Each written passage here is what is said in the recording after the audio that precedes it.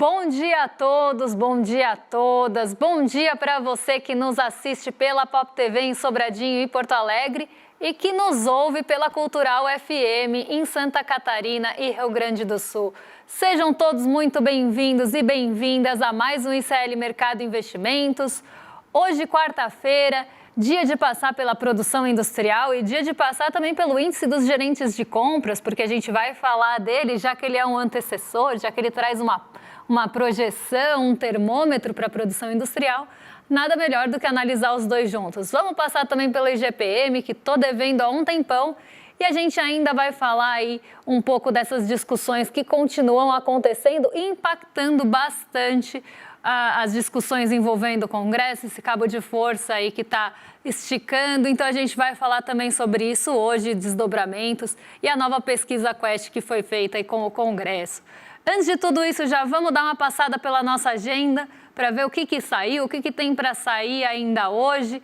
Teve produção industrial, como já adiantei, mas tem uma série de outros indicadores e outras falas importantes que saem hoje. Então, vamos lá, porque logo cedinho a gente já teve indicador na agenda. Vamos colocar aí para o pessoal em casa acompanhar. 5 horas da manhã teve o IPC-FIP de junho aqui no Brasil. Então, a agenda do Brasil começou cedo hoje. 5 horas da manhã também em Portugal, o vice-presidente do Banco Central Europeu participou de uma sessão em evento institucional, naqueles encontros que estão acontecendo em Portugal. 6 horas da manhã, na zona do euro, taxa de desemprego de maio, então já foi conhecida ou conhecido o desemprego por lá. Às 7h30, quem falou foi o Philip Lane, que é o economista-chefe do Banco Central Europeu.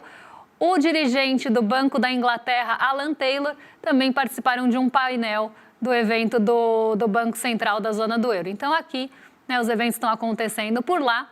9 horas da manhã no Brasil, como já falei, saiu a PIM. O que é PIM? Produção Industrial Mensal, a gente até chama de PIM-PF às vezes, é a produção industrial do mês de maio. Então vamos conhecer como ficou essa produção, se ela continua patinando, se ela deu um avanço ou retraiu.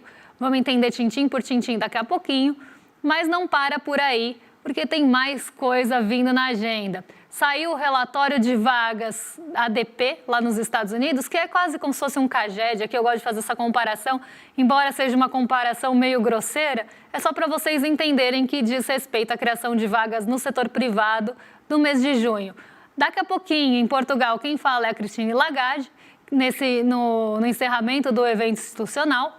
Às 11h30 da manhã, também daqui a pouquinho, no fim do programa, saem estoques de petróleo, gasolina, destilados e taxa de utilização das refinarias da semana até dia 27 de junho. E a gente ainda tem alguns indicadores na agenda no período da tarde. Então, vamos passar aí para o próximo... Não temos, eu acho que tem sim, eu achei que eu tinha feito fake news por um momento, eu até achei estranho, eu falei, nossa, muito cedo para a agenda acabar, mas tem fluxo cambial semanal do Brasil às 12h30, emplacamento de veículos de junho também aqui no Brasil, mas esse não tem horário para sair, e aí China e Japão divulgam os seus PMIs compostos e de serviços. Então a gente vai ter primeiro essa divulgação da China e Japão da S&P Global, e no dia seguinte a gente vai ter na quinta-feira os nossos índices de gerente de compras. E aí a gente vai saber como é que foi a atividade como um todo. Agora, para não perder mais tempo, eu já vou passar lá para o Diego na redação, tanto para ele dar bom dia para vocês, ver de onde vocês estão falando e contar também como é que foi o nosso fechamento de ontem. Diego, bom dia, como é que você está? Bom dia, Débora. Muito bom dia para toda a nossa audiência. É um prazer imenso estar aqui com vocês mais um dia. Muito bom dia para a nossa equipe de telespectadoras fiéis, Maria Helena, Gladys Garcia, Liz Longner, Iraci Miranda. Muito bom dia para a nossa equipe de telespectadores fiéis, André Bolzan, Bad Dog. Fez falta ontem, Bad Dog. Naur Vasconcelos e Renato Murakami. Enfim, muito bom dia para todo mundo. Me desculpem aí se eu não consegui pegar algum bom dia. O chat que está bem empolgado com a hashtag Congresso Inimigo do Povo. Pois bem, vamos para o nosso fechamento? O principal índice da B3 iniciou o segundo semestre do ano como terminou o primeiro, em alta.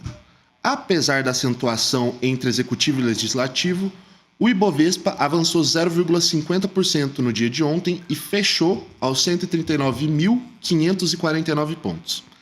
Entre as estrelas que brilharam no Ibovespa ontem estão a Embraer, a Cosan e o Grupo Pão de Açúcar. Os nossos pesos pesados, Petrobras e Vale, também tiveram desempenho positivo no dia de ontem e ajudaram a impulsionar o Ibovespa. Na outra ponta, a Locaweb, Asas e o Açaí Atacadista foram destaques negativos, representando as principais quedas.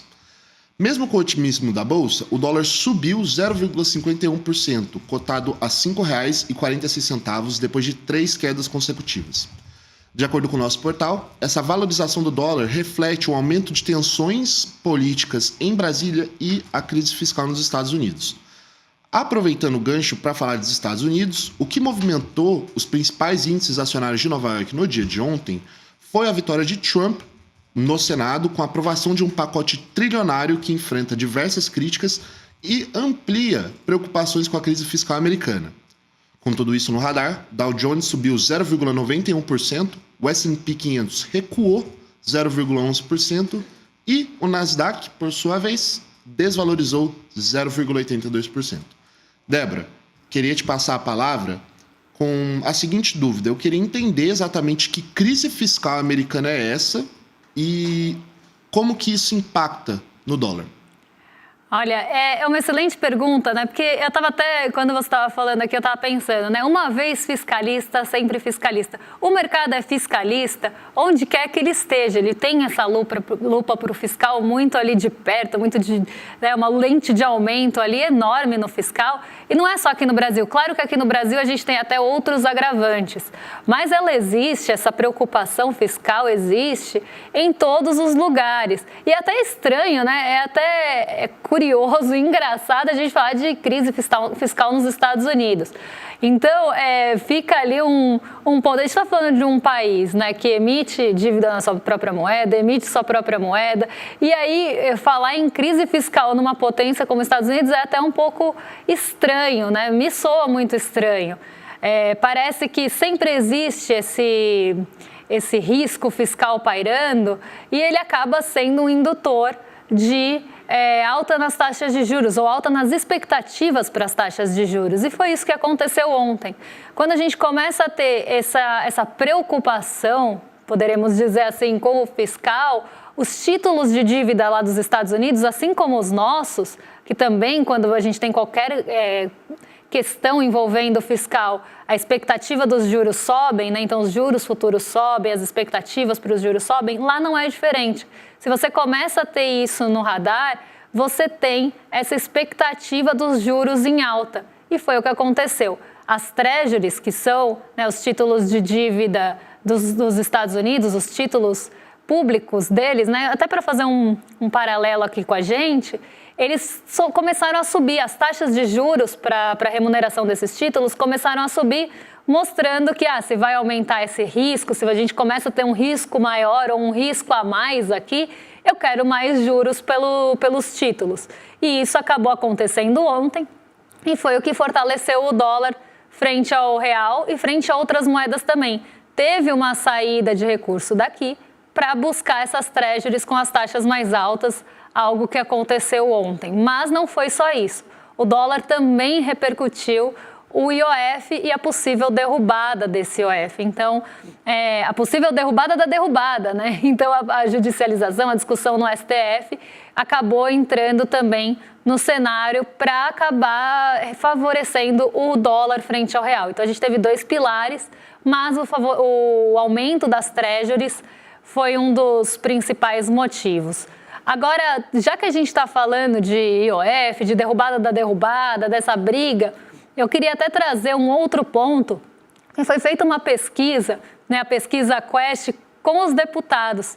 E tem alguns fatores bem interessantes aqui nessa pesquisa, porque 70% dos deputados são contra o fim da escala 6x1, porque eles não trabalham 6x1, né, a gente sabe, mas eles são contra o fim dessa escala. Então, eles querem que as pessoas continuem trabalhando 6x1, coisa que nem eles fazem. Então, é um ponto bem importante, porque mostra, mais uma vez, e eu acho que isso já está muito evidente, mas sempre que a gente tiver um ponto que evidencia ainda mais isso, é importante falar. Então, esse ponto evidencia que o Congresso não está pensando em você, não está pensando no povo, não está pensando na escala 6x1, não está pensando no alívio do peso ali dos ajustes para as pessoas mais pobres, para quem depende mais do sistema público de saúde, da educação, dos benefícios sociais. Ele não está pensando em nada disso. Ele está pensando em quem colocou ele lá e que interesses ele defende. Não à toa, e eu acho isso uma distorção, mas não à toa a gente tem aqui bancada da Bíblia, bancada da Bala, bancada do Boi, bancada da Beth agora. A gente tem, e não é da Beth, eu também sou Beth, é das Beths apostas. Então você vê que tem várias bancadas ali defendendo seus próprios interesses. E aí você começa uma discussão para favorecer a população, e aí se você está lá para defender uma bancada do Boi ou você está lá para defender uma outra bancada e isso prejudica o modelo de negócio, então vou ter que talvez contratar em outra escala, vou ter que contratar mais gente para readequar as escalas, como é que vai ser isso? Você vê que o Congresso ele não está defendendo o interesse de quem da população que trabalha 6x1, mas sim o interesse de quem ele está representando ali. Então isso começa a trazer, e eu acho que está ficando cada vez mais evidente, que o Congresso está para defender os interesses de quem já tem poder político e econômico e também colocou aquelas pessoas ali como vozes representantes desse poder político e econômico. E aí a gente começa a ver esse tipo de coisa. Por que é contra 6x1? Eu adoraria perguntar por quê e por que você é contra. Mas vamos ver aqui um sumário, um resuminho da pesquisa, que a gente trouxe alguns pontos que os deputados se mostraram contra e que os deputados se mostraram a favor. Então, vamos ver aqui o resuminho. Não temos o resuminho ainda, mas eu vou contar para vocês, porque eu tenho aqui. Então, eu vou pegar os principais. Chegou, olha só, em tempo. Quais os temas de maior aprovação e rejeição entre os parlamentares? Então, 70%, aqui a gente está falando das mais rejeitadas, 70% dos parlamentares são contra a exclusão de verbas do judiciário do limite de gastos. 70% dos parlamentares são contra o fim da escala 6x1, ou tem rejeição. E 53% deles rejeita a PL que acaba com os super salários. Então, eu acho que aqui fica claro, principalmente, o último não precisa nem falar, acabar com os super salários, a gente sabe quem que pega esses super salários, e você está votando ali, ou esses parlamentares estão votando em benefício próprio. Então, eles não querem, eles são contra a PL que acaba com os super salários, porque isso atinge eles. Agora, uma coisa que pega na população, aí tudo bem, aí deixa passar, deixa trabalhar 6x1, quiçá 7x0, se pudesse votar, talvez votasse assim. Isso mostra também uma herança que a gente tem aqui no Brasil, um pensamento que a gente tem aqui no Brasil de uma sociedade que foi fundada. A gente não pode pensar na economia sem pensar nas perspectivas históricas da economia. A gente tem uma economia que foi fundada e baseada, embasada por muito tempo em um modelo econômico escravocrata. E isso permanece até hoje. A gente tem resquícios disso até hoje. Se eu puder explorar mais, cada vez mais, e pagar menos, esse é o pensamento de quem tem poder político e econômico aqui no Brasil, melhor. Então, se eu puder fazer com que a pessoa trabalhe mais e eu puder remunerar o mínimo possível, o que é um pensamento super raso, porque não pensa um pouquinho no futuro, não pensa um pouquinho, inclusive, na demanda que você não está criando para você mesmo, você tem esse pensamento predominante, enquanto também as pessoas querem se proteger e se blindar de pagar imposto, enquanto as pessoas comuns e normais pagam imposto. Então, a gente vê que tem essas heranças do privilégio, essas heranças que a gente teve de uma sociedade baseada aí na escravidão, por exemplo, que permanecem até hoje com seus resquícios, de desvalorizar serviços, de desvalorizar o trabalhador e tentar fazer com que ele trabalhe cada vez mais e ganhe cada vez menos. No mundo perfeito dessas pessoas, eu acredito que seria assim. Todos os benefícios para mim, nenhum benefício para os outros, eles que trabalhem até a exaustão, como se fosse qualquer outro recurso a ser explorado, E aí, ainda eu vou ter a minha remuneração, meus lucros em cima disso e não quero contribuir com a sociedade com imposto. Eu acho que na cabeça de quem tem poder político e econômico paira essa lógica na maioria das vezes. Mas vamos ver o que eles aprovam, então, já que eles estão rejeitando essas medidas, o que eles mais aprovam das propostas. Vamos ver aqui. 88% aprovam, né? Então tem mais parlamentares a favor da elevação da faixa de isenção do imposto de renda. Eu acho que aqui não tem ninguém que vai ser contra a elevação da faixa do imposto de renda. O que vai pegar e o que pode ter uma rejeição ou que pode gerar a briga, e foi até o que mostra bem explicitamente aquele áudio do Ciro Nogueira, porque ele inclusive fala isso, né? Ele fala, eu não posso, enquanto parlamentar, votar contra a isenção do IR, mas o que a gente tem que pensar é na contrapartida, porque você tira de um lugar e você vai ter que pegar a contrapartida de outro. E aí, essa contrapartida que eles querem alongar ou que eles querem jogar em outro lugar para que não seja nos dividendos, para que não seja para quem ganha mais de 50 mil, ou alongar essa faixa para ficar bem diluído. Então, acho que da isenção de imposto ninguém vai falar que é contra. Agora, na contrapartida, é aí que a briga vai pegar, é aí que o bicho vai pegar.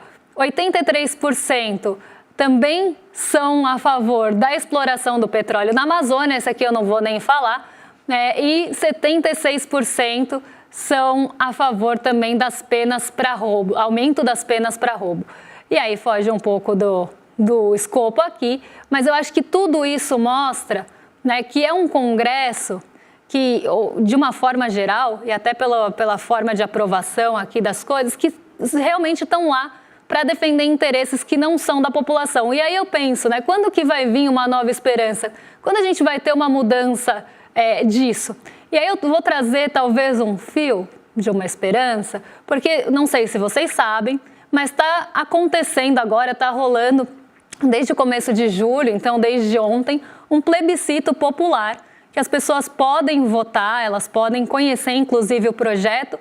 O site é www.plebiscitopopular.org.br e é um plebiscito justamente de dois temas muito importantes para a sociedade brasileira como um todo. O fim da escala 6x1, então para as pessoas votarem em relação a esse tema, e também o imposto de renda isento até R$5 mil, mas com contrapartida, com compensação da tributação das pessoas que ganham mais e hoje em dia não pagam imposto. Então eu acho que aqui a gente pode pensar até numa mobilização em relação a isso, e eu trouxe o vídeo para vocês conhecerem esse movimento. Você sabe, né? Todo dia a mesma rotina. Antes do sol nascer, já estamos de pé. 44 horas, 6 dias, uma folga. E quando a vida acontece? A gente corre tanto que não vê os filhos crescerem, que não consegue estudar, que tem pouco tempo para praticar a nossa fé. A escala 6x1 não é escolha, é exaustão disfarçada de rotina. É a conta que sobra no corpo e na mente de quem não teve tempo para se cuidar. E como se não bastasse trabalhar tanto, quem ganha menos ainda paga mais. Enquanto o povo aperta o cinto, os milionários vivem isentos. É aperto de quem luta para viver, sustentando quem lucra sem limite. E assim, o Brasil segue o país da desigualdade. Sim, o Brasil precisa mudar. Mudar a escala, reduzir a jornada, nada disso é utopia. É avançar para cuidar de quem move o país. E reduzir imposto de quem ganha menos não é favor, é justiça. Por isso, vamos levantar nossa voz e defender que o povo decida, com o plebiscito popular por um Brasil mais justo. Vote, participe, a sua voz importa. E já que, né, aquela coisa, né, já que não temos ninguém para defender a gente ali, né, quem poderá nos defender?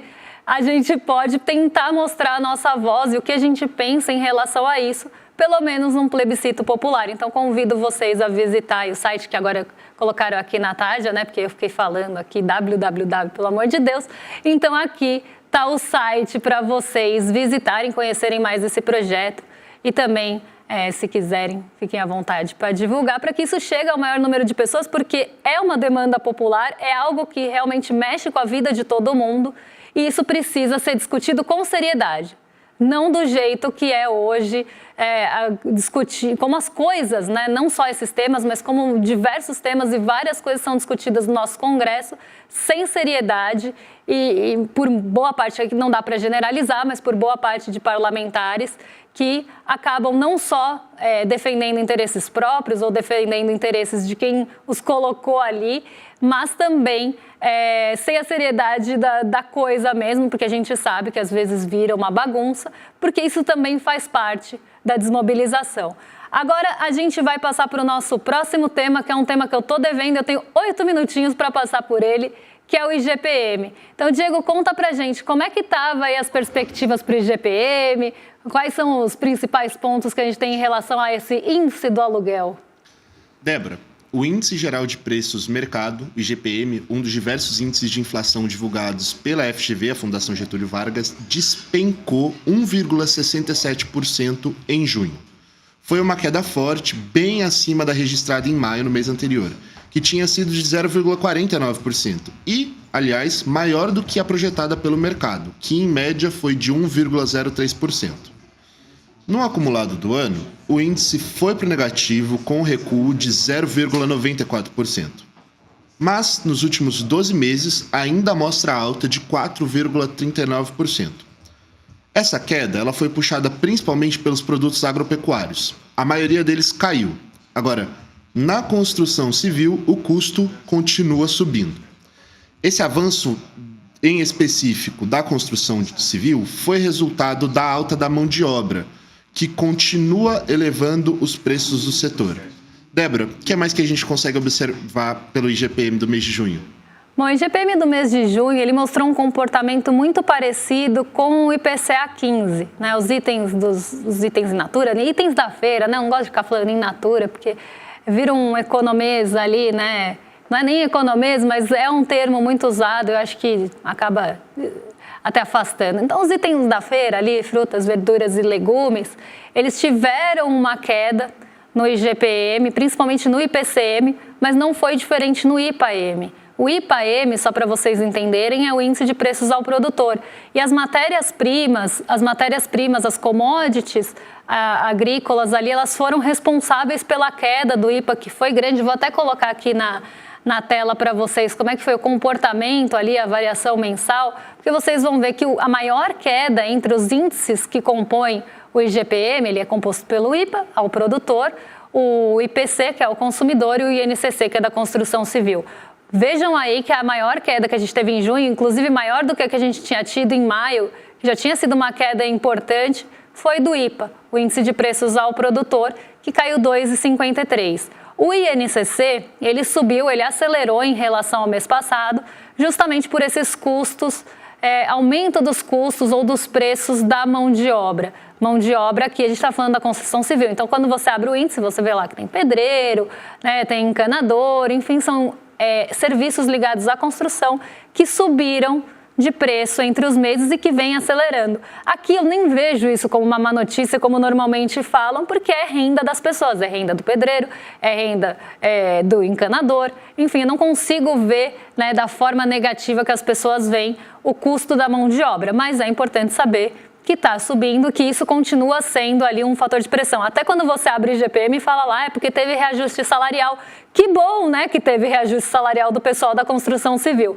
Mas vamos lá, em maio para junho também caiu, arrefeceu, na verdade, embora tenha continuado em alta. Foi uma alta menor do que a gente tinha visto no ano passado, uma alta mais leve no IPC, que saiu de 0,37 para 0,22. O que puxou realmente esse IGPM para baixo foram os preços ao produtor aqui. Vamos ver como é que ficou só o acumulado em 12 meses rapidinho, porque o IGPM desacelerou bem nos 12 meses, estava com um acumulado de 7,02, cai para 4,39, então os preços acomodaram muito bem. E aqui também refletindo essa acomodação, essa desaceleração enorme que a gente teve no IPAM. Sai de 7,68 para 4,02. Os demais não tiveram essa desaceleração tão grande, o INCC ficou quase na mesma, ainda teve uma leve alta. O IPC teve uma queda não tão brusca, mas o IPA sim. O IPA caiu bastante e isso também reflete um pouco de dólar, porque boa parte dos preços das commodities que estão nos preços ao produtor acabam tendo influência e sensibilidade ao dólar, já que a gente exporta commodity. É o que eu sempre falo, commodity aqui é commodity, nem sempre é alimento. E isso acaba também distorcendo como a gente pensa no IPC. Porque a gente pensa, pô, caíram os preços das commodities, os preços variaram para baixo ali no IPA, agora vai aliviar meu bolso? Nem sempre, porque nem todas as commodities que estão ali no IPA, ainda que elas sejam do agro, ainda que elas sejam alimentícias, chegam no nosso prato. Mas teve queda importante, sim, no IPCM, vindas também dessa feira e também desses itens. Então vamos passar aqui rapidinho pelos principais vilões e pelos principais pontos de alívio aqui. Então, entre os itens que mais subiram, a gente teve de novo a tarifa de eletricidade residencial e quem assiste a gente aqui já imaginava, não pegou de surpresa, porque a gente contou que mudou bandeira da amarela para vermelha, a gente está usando mais termoelétricas, o nível das chuvas está mais baixo, isso deixa a eletricidade mais cara. Então, a gente já tinha tido, né, aumento em maio, e isso ia se repetir em junho justamente por essa mudança de bandeira, que a eletricidade aí, né, tarifa de eletricidade subiu 3,02. A passagem aérea que tinha aliviado o bolso aí de quem anda de avião e quem compra muita passagem aérea. O peso até no IPCM é maior do que o IPCA, mas vale falar aí que ela subiu esse mês depois de vários meses de queda. Taxa de água e esgoto residencial também subiu, 1,47, vários reajustes em diversos estados do Brasil. Isso também já tinha aparecido no IPCA 15. E plano de saúde e seguro aí 0,56 de alta. E o café, infelizmente, mais um mês, está aí entre as maiores altas do IPCM, com 3,23 de alta, repetindo o que a gente também já tinha visto no IPCA 15 e outros meses. Parece que agora, com uma safra um pouco melhor, pode ser que os preços comecem a cair para o produtor, mas isso vai levar tempo para chegar no nosso bolso, porque a gente tem, né, um período ainda para que esses preços sejam repassados, que cheguem a gente, nem vai ser na mesma proporção. Mas o ponto começou a ter algum alívio. E entre as maiores quedas, vou falar só aqui rapidinho quem caiu, porque o programa já está acabando. O tomate com queda de 7,20%, os ovos tiveram uma variação negativa de preço de 7,60%, então a gente começa a ter um alívio ali daqueles preços que estavam altíssimos dos ovos aqui no Brasil. Seguro facultativo para veículo 2,40%, o arroz caiu 3,78% e o mamão papaya 11,28% de queda. Então, como a gente já tinha adiantado, itens mais ligados à feira ali, até os alimentos, aliviaram bem o bolso em junho, segundo o IPCM. E agora a gente fica esperando o IPCA final para ver na medição oficial como é que fica o nosso bolso.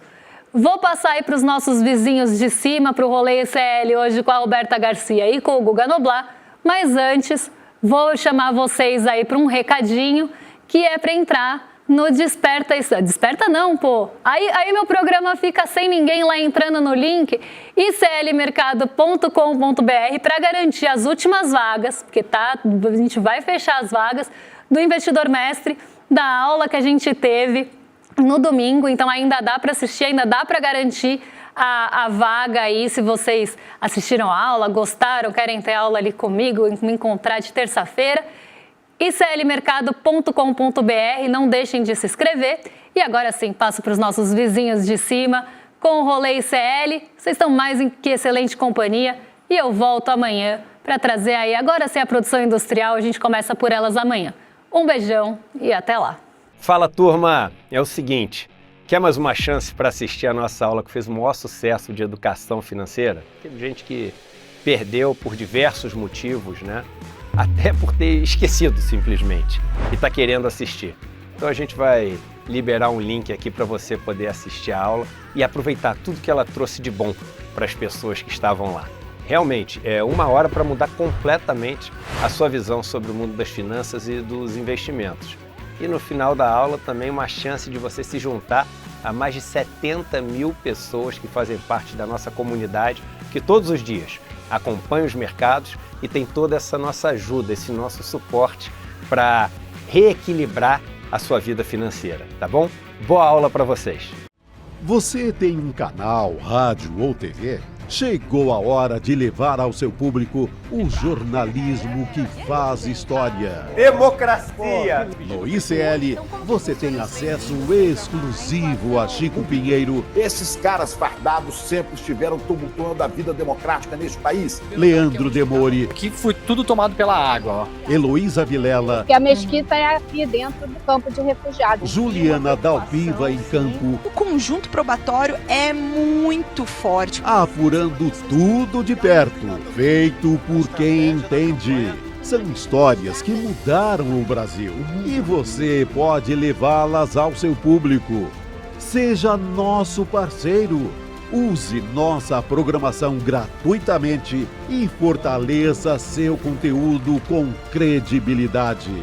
Acesse icl.com.br/parceria. Juntos, levamos a verdade mais longe.